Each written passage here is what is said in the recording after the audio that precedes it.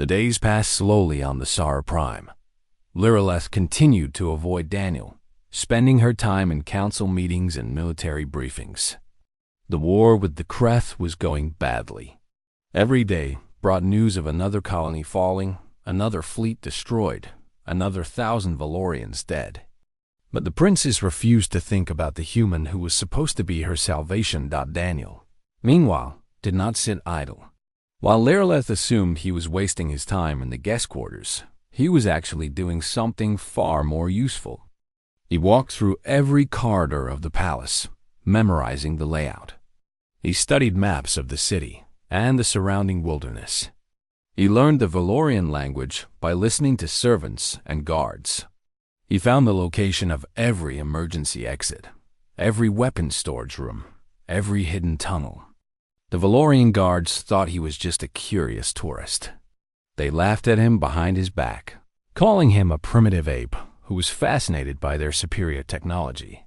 They did not understand that Daniel Carter never did anything without a reason. 3 weeks before the wedding, Lyrilleth was in her private chambers, reading reports about the latest Kreth movements.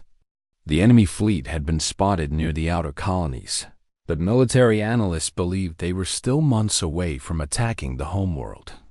They were wrong. The first explosion came without warning. The entire palace shook, and Lyrilleth was thrown from her chair. Alarms began screaming throughout the building, and red emergency lights flashed in every room. She ran to her window and looked outside.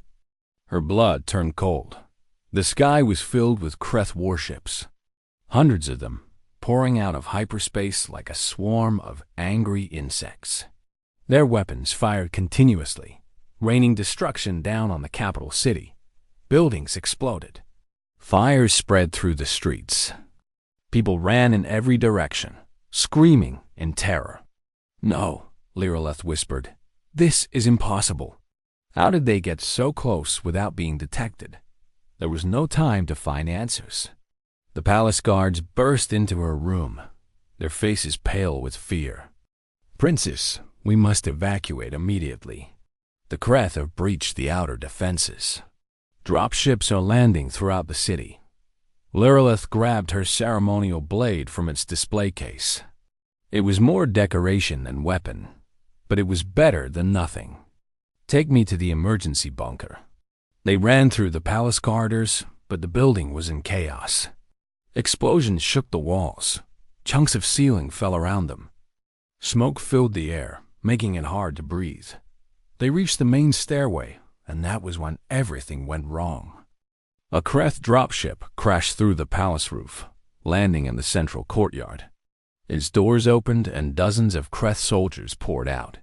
They were tall, reptilian creatures with dark green scales and 4 arms. Each arm held a weapon, and their yellow eyes glowed with hatred. The palace guards fought bravely, but they were outnumbered. One by one, they fell, their bodies riddled with plasma burns. Lyrilleth ran. She hated herself for it, but she knew that dying here would accomplish nothing. She had to survive. She had to lead her people. She found herself in the lower corridors of the palace, in an area she had rarely visited. The sounds of battle echoed behind her, growing closer. She tried to find a way out, but every door was locked or blocked by debris. Finally, she turned a corner and found herself face to face with a squad of Kreth soldiers. There were 6 of them, their weapons pointed directly at her. She raised her ceremonial blade, knowing it was useless. "Well," she said, forcing her voice to stay calm, "it seems you have found me. I hope you feel proud of yourselves." The Kreth commander stepped forward. He was larger than the others, and his scales were covered with battle scars. When he spoke, his voice was like gravel grinding against stone. "The Princess of Valoria. Our master will be pleased. He has been looking forward to meeting you." "I'm sure he has. Unfortunately, I have no interest in meeting him." Lyrilleth moved faster than the Kreth expected. She ducked under the first plasma bolt and drove her blade into the nearest soldier's throat. She pulled it out, spun around, and slashed another across the face. Green blood sprayed through the air, but there were too many of them. A plasma bolt grazed her shoulder, burning through her skin. She gasped in pain and stumbled backward. The Kreth commander raised his weapon, aiming at her head. "Brave for a Valorian," he said. "But foolish. Now you die." He never got the chance to fire. Something came out of the darkness behind him. Something fast and violent and utterly terrifying. Daniel Carter moved like nothing Lirelith had ever seen. He grabbed the Kreth commander. From behind, twisted his head at an impossible angle, and threw the body aside before the other soldiers could react. Then he was among them, a whirlwind of fists and blades and brutal efficiency. He did not fight like a Valorian. Valorians fought with grace and precision, every movement carefully calculated. Daniel fought like a wild animal, using whatever worked. He broke bones with his bare hands. He used a dead soldier's weapon to shoot two others. He slammed one Kreth's head against the wall until it stopped moving.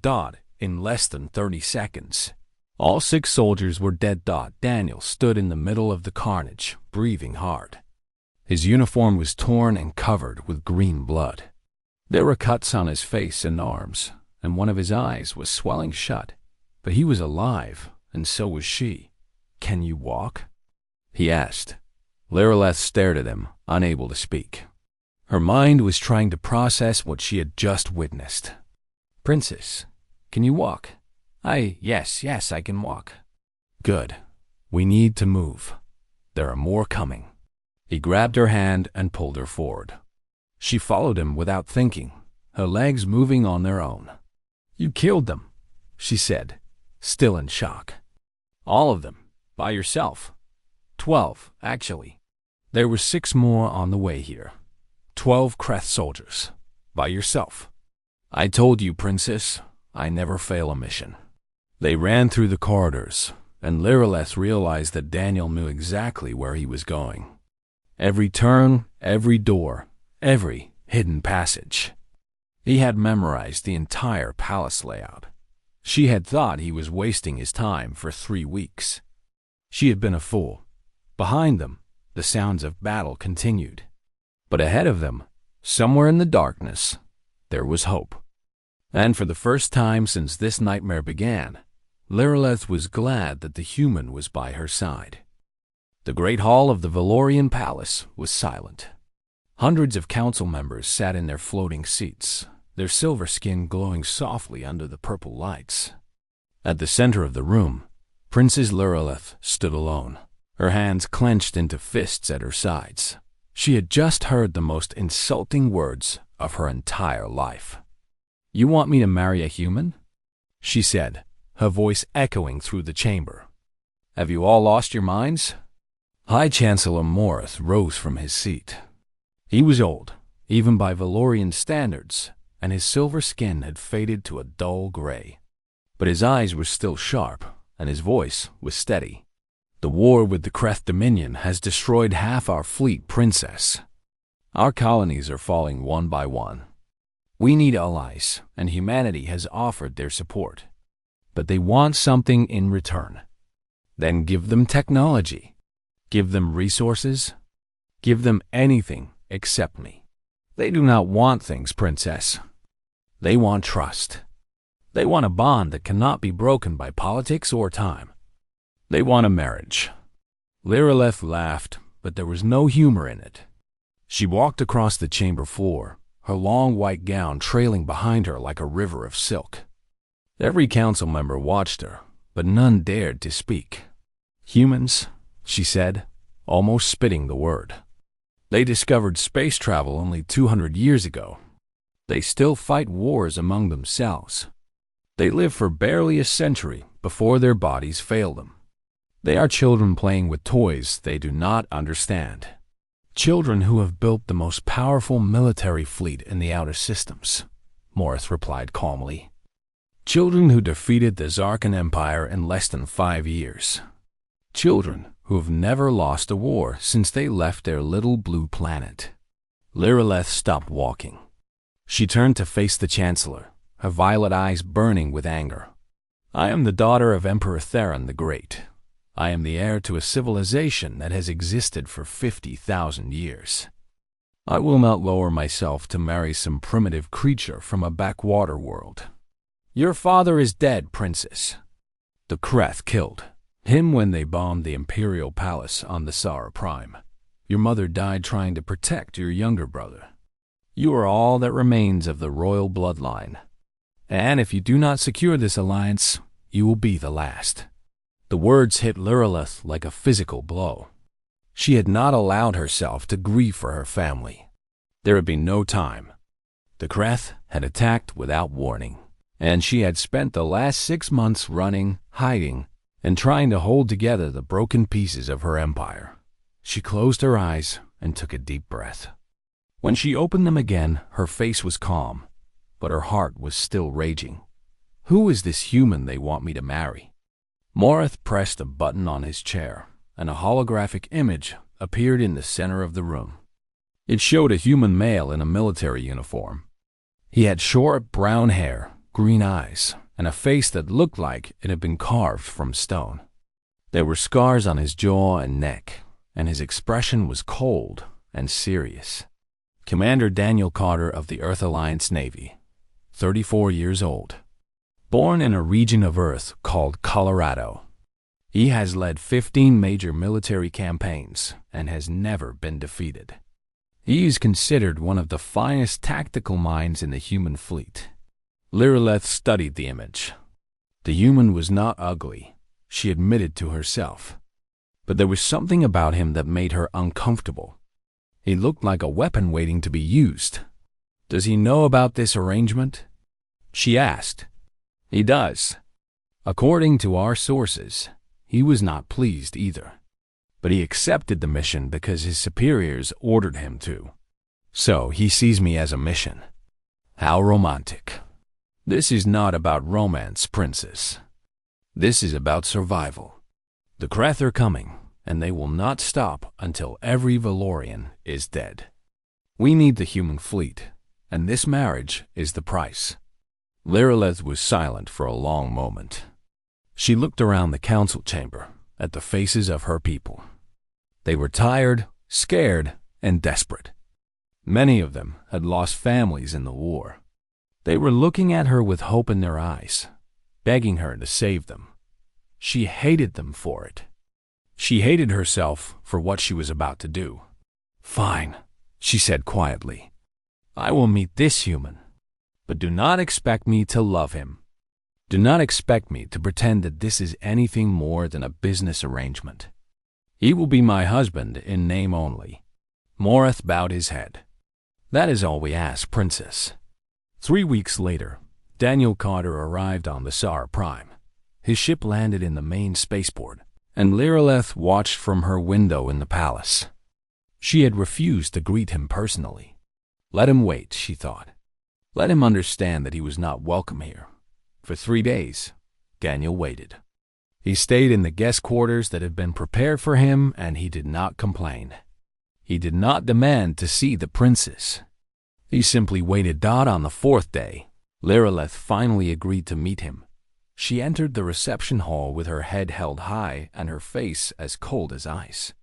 Daniel stood near the window, looking out at the purple sky of the Sara Prime. When he heard her footsteps, he turned around. For a moment, they just looked at each other.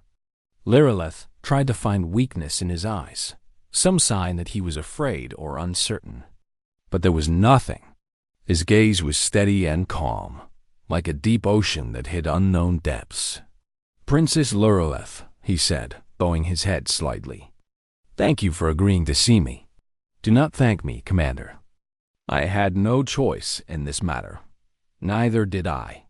His honesty surprised her. She had expected him to try to charm her, to pretend that he was happy about this arrangement. But he did not play games. Then we understand each other, she said. This is a political marriage, nothing more. You will stay out of my way, and I will stay out of yours. Daniel nodded. I can live with that. Good. The wedding will take place in 1 month. Until then, you are free to explore the palace grounds. but do not expect me to entertain you." She turned to leave, but his voice stopped her. "Princess," she looked back at him, annoyed. "What? I know you think humans are primitive. I know you think this marriage is beneath you. But I want you to know something." He paused, and his eyes seemed to grow harder. "I have never failed a mission. Not once. And I do not intend to start now." Lireleth felt a strange chill run down her spine. She did not know if it was fear or something else. "We shall see, Commander," she said. "We shall see." She walked out of the room without looking back. But for some reason, she could not forget the look in his eyes. The underground tunnel was dark and cold. Water dripped from the ceiling, and strange creatures scattered away from the light of Daniel's small flashlight. Lireleth had never been in this part of the palace before. She did not even know these tunnels existed, but Daniel knew. Of course he knew. They walked for hours, moving through a maze of passages that seemed to go on forever. Lireleth's shoulder burned with pain from the plasma wound, but she refused to complain. She would not show weakness in front of this human. Finally, they reached a metal door at the end of a long corridor. Daniel pressed his hand against the control panel, and the door slid open. Beyond it was a small room filled with supplies. Food, water, medical equipment, weapons. "I found this place during my first week here," Daniel said, setting down his weapon. "The Valorian guards thought I was just wandering around like a lost child. They never bothered to ask what I was actually doing." Lireleth sat down on a metal crate, her body exhausted. "You were preparing for this. I was preparing for anything. That is what humans do." He walked over to her and knelt down, examining her shoulder wound. His hands were surprisingly gentle as he cleaned the burn and applied a healing bandage from the medical supplies. "The plasma did not go deep," he said. "You will recover fully in a few days. Thank you." The words came out before she could stop them. Daniel looked at her with surprise, and she felt her face grow warm with embarrassment. "I mean, for the medical treatment. Not for anything else." A small smile appeared on his face. It made him look younger, almost human. "Of course, Princess. Not for anything else." They rested for a few hours, eating the dried food and drinking the clean water. Daniel barely slept. Every time Lireleth woke up, she saw him sitting near the door, his weapon in his hands, watching for any sign of danger. "You need to rest," she told him. "Humans require more sleep than Valorians. You will make yourself sick. I will rest when we are safe. That could be days from now. Then I will rest in days."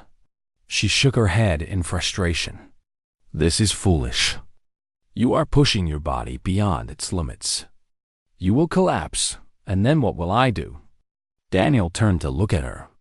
His eyes were tired, but there was still fire in them. Humans learned a long time ago that our limits are not fixed. They are just suggestions.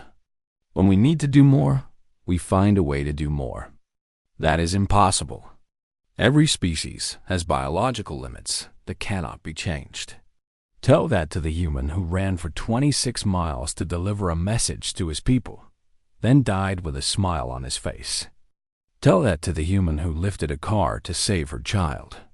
Tell that to the humans who survived for months in frozen wastelands with no food and no shelter, simply because they refused to give up. Lireleth was silent. She had studied human history as part of her education, but she had always dismissed their achievements as luck or exaggeration. Now, watching this man push himself beyond what should be possible, she began to wonder if she had been wrong. The next morning, they left the safe room and continued through the tunnels. After several hours, they emerged in a forest far from the city. The air was fresh and clean, and the purple trees of the Sara Prime stretched toward the sky like ancient guardians. Daniel checked a small device on his wrist. "There is a resistance camp about 40 kilometers north of here. If any of our people survived, they will be gathering there. 40 kilometers through enemy territory, with no vehicle, and you are wounded. Then we should start walking. They traveled for 2 days. Daniel led the way, somehow finding paths through the dense forest that avoided Kreth patrols.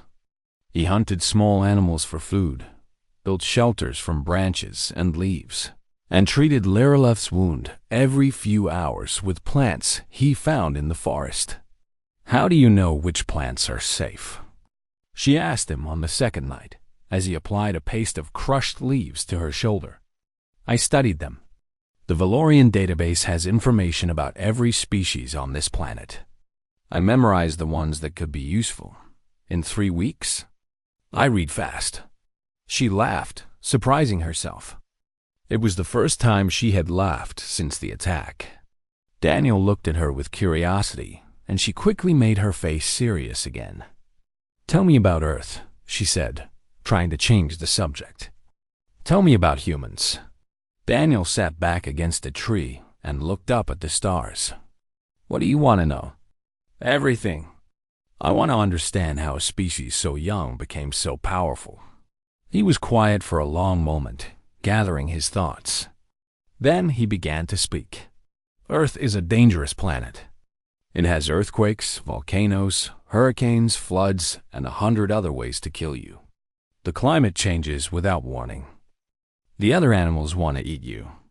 Even the tiny creatures you cannot see can make you sick and kill you in days. That sounds terrible. It is. It is. But it made us strong. We learned to adapt to anything because we had no choice. When the ice came, we built fires. When the food ran out, we found new ways to grow it. When diseases killed millions of us, we invented medicine. Every time the universe tried to destroy us, we found a way to survive." Lireleth listened carefully. She had never heard anyone describe humanity this way before. "But you also fight each other," she said. "Your history is filled with wars and violence." "Yes, that is our greatest shame and our greatest strength. We are competitive by nature. We always want to be better, stronger, faster than everyone else. Sometimes that competition leads to terrible things. But it also drives us to achieve the impossible. And now, are humans still fighting each other?" Daniel shook his head. "When we discovered that we were not alone in the universe, everything changed. We realized that our petty conflicts did not matter. There were bigger enemies out there, bigger challenges. So we united. For the first time in our history, we became one people. And now you are the most feared military power in the outer systems. We do not want to be feared. We want to be respected. There is a difference." Lireleth looked at him in the darkness. The firelight danced across his face, highlighting the scars and the exhaustion, but also the determination, the absolute refusal to give up. "I think I was wrong about humans," she said quietly. "I think I was wrong about you." Daniel met her eyes. "We are just getting started, Princess. You have not seen anything yet." She believed him. The resistance camp was hidden in a valley between 2 mountains. Hundreds of Valorian soldiers had gathered there, along with civilians who had escaped the city. When Lireleth arrived, a cheer rose up from the crowd. Their princess was alive. There was still hope. General Corvath was the highest-ranking officer who had survived the attack. He was a tall, battle-scarred veteran who had served in the Valorian military for over 300 years. He welcomed Lireleth with a deep bow. "Your Highness, we feared the worst. Thank the ancestors you are safe." "I am safe because of Commander Carter," Lireleth said, gesturing to Daniel. "He saved my life and guided me here." Corvath looked at Daniel with barely hidden contempt. "The human. Yes, we heard he was with you. I suppose even primitives have their uses." Daniel said nothing. His face remained calm and expressionless. "What is our situation?" Lireleth asked, choosing to ignore the insult. Corvath led them to a large tent where a holographic map of the planet was displayed. The situation was worse than Lirelith had feared. The Kreth controlled the capital city and all major population centers. Their command ship was in orbit, directing the occupation. The Valorian fleet had been scattered, with only a handful of ships still operational. "We are organizing a resistance," Korvath said. "Small attacks, sabotage, anything to slow them down. But we do not have the strength for a real counterattack.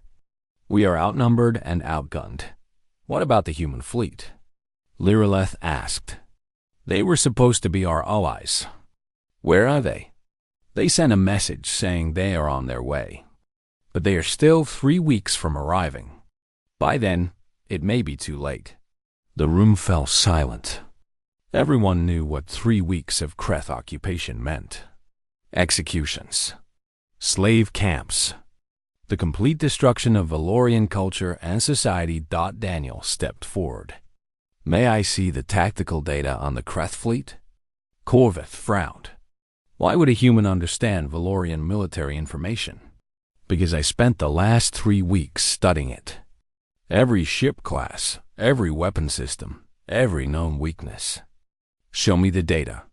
The general looked at Lirelith, who nodded. Reluctantly, he transferred the information to Daniel's personal device. For the next hour, Daniel studied the data in silence. Everyone watched him, some with curiosity, others with doubt. Finally, he looked up. "I have a plan." "Wonderful," Korvath said sarcastically. "The primitive has a plan. The Kreth command ship is the key to everything. It coordinates their entire fleet and ground operations. If we destroy it, their forces will fall into chaos. They will lose communication, coordination, and command structure. Your resistance fighters could then attack the disorganized ground forces while the remaining Valorian ships deal with the confused fleet. And how do you propose we destroy a command ship that is protected by 50 warships? We do not attack from outside. We attack from inside." The room went completely silent. "You're insane," Korvath said. "No one can get inside a Kreth command ship. Their security is impossible to breach." "Not impossible." "Not impossible. Difficult, but not impossible." Daniel pointed to the holographic display. "The Kreth have been capturing Valorian transport ships and using them to move supplies. If we take one of those transports, we can get close to the command ship without raising suspicion. A small team gets on board, plants explosives in the reactor core, and escapes before the ship blows. That is suicide." "Maybe, but it is also our only chance." Korvath laughed bitterly. "You expect me to send my soldiers on a mission with almost no chance of survival?" "No," Daniel said. "I expect me to lead volunteers who understand what is at stake. I am not asking for you soldiers, General. I am asking for people who are willing to die for their planet." The tent erupted in arguments. Some officers called Daniel's plan madness. Others said they should wait for the human fleet. But a few, mostly younger soldiers, looked at Daniel with something that might have been respect. Lirelith raised her hand, and the room fell silent. "I believe Commander Carter is right," she said. "The Kreth expect us to fight like Valorians. Careful, cautious, predictable. They do not expect us to fight like humans. That is exactly why this plan might work." Korvath stared at her in disbelief. "Your Highness, you cannot be serious." "I am completely serious, and I will be going on this mission myself." The room exploded again, louder than before. Daniel's face showed shock for the first time since Lirelith had known him. "Princess, that is not necessary. You are too important to risk." "I am a symbol," she replied. "If I hide in this camp while others fight and die, what kind of symbol am I? My people need to see that their princess is willing to sacrifice everything for them. Besides," she added with a small smile, "someone needs to make sure you do not do anything too crazy." Daniel looked at her for a long moment. Then, slowly, he nodded. "Very well. but you follow my orders during the mission. No arguments. Agreed. 5 other humans had survived the attack and made their way to the resistance camp.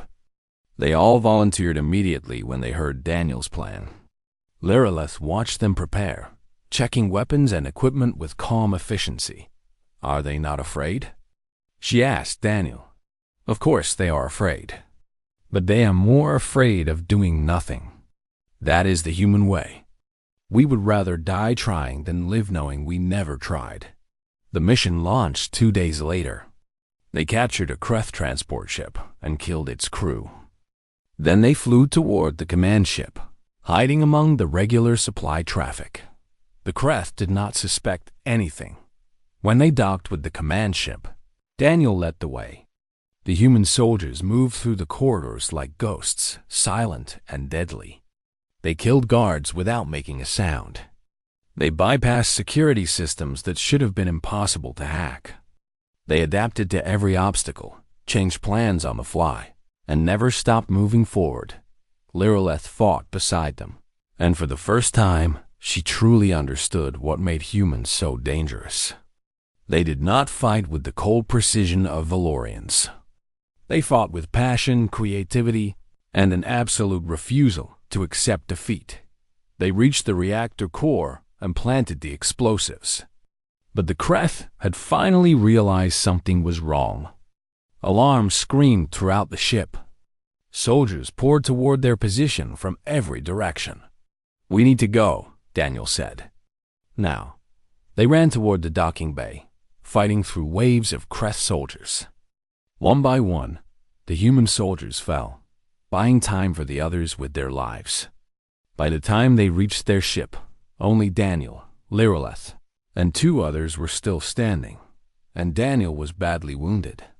A plasma bulb had torn through his side, and he was bleeding heavily. He collapsed against the ship's console, his face pale and covered with sweat. Go, he said to Lireleth. Get out of here. I will hold them off. No.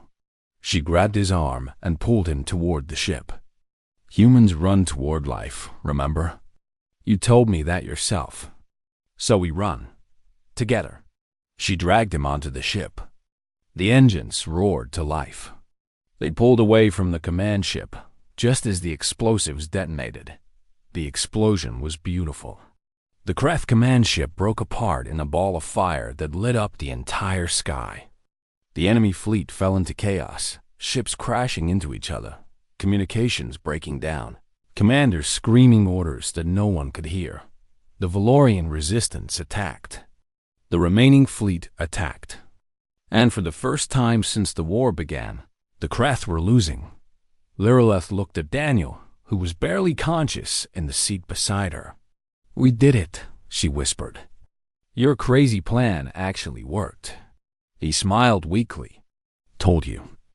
Never failed a mission. Then he closed his eyes. The medical bay was quiet, except for the soft beeping of machines. Daniel had been unconscious for 3 days, his body fighting to repair the damage from the plasma wound and the dozens of other injuries he had suffered during the mission. The Valorian doctors said it was a miracle he was still alive. No one should have survived that much damage, but Daniel was human. And humans, Lireleth had learned, did not follow the normal rules. She sat beside his bed, watching his chest rise and fall with each breath. She had barely left the medical bay since they returned. The council had tried to pull her away from meetings and ceremonies, but she refused. She told them she needed to stay close to their human ally for diplomatic reasons. It was a lie, and everyone knew it. The war continued outside, but the tide had turned. Without their command ship, the Kreth fleet had fallen apart. The Valorian resistance had recaptured the capital city, and the human fleet had finally arrived to help clear the remaining enemy forces from the system.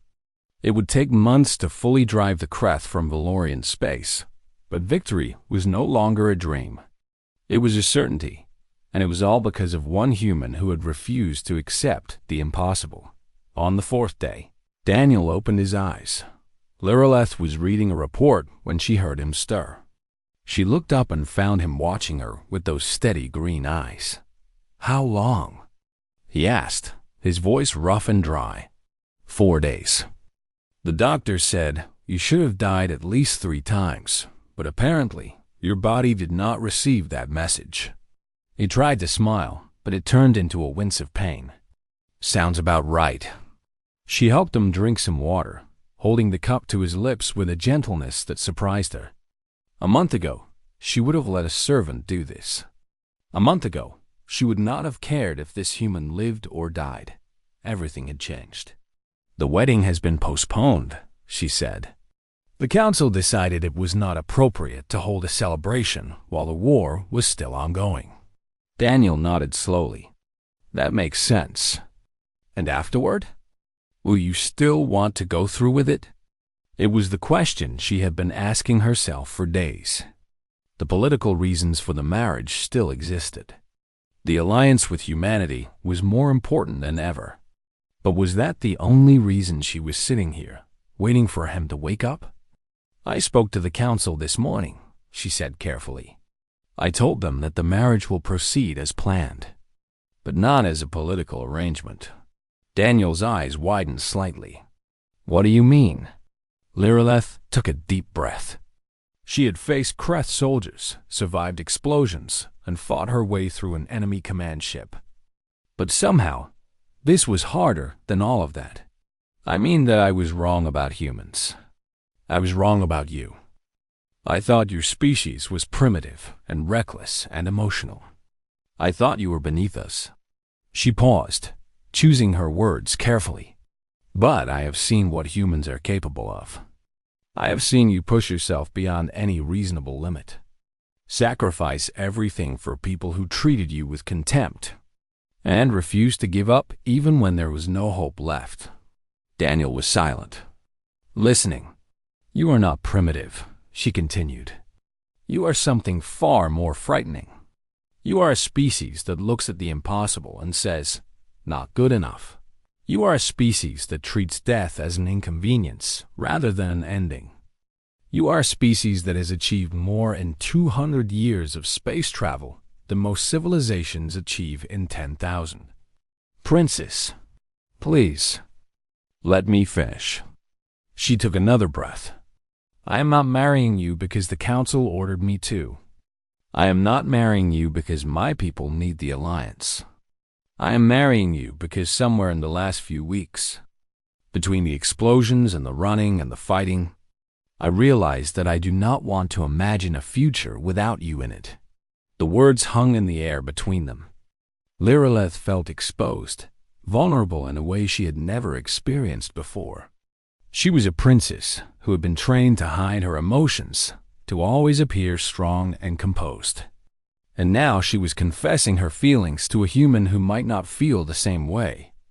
Daniel reached out and took her hand. His skin was warm against her silver fingers.